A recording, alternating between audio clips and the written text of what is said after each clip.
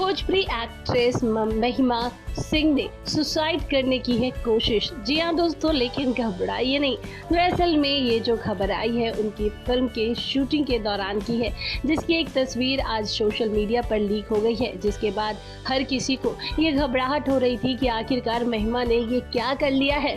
खैर आपको बता दें, आप अगर हम फोटो की बात करें, जो फोटो सोशल मीडिया पर लीक हुआ है, तो उस फोटो में महिमा छत के नीचे टंगी हुई नजर आ रही है। उन्हें देखकर ऐसा लग रहा है कि मानो वो छत से नीचे गिर रही हो।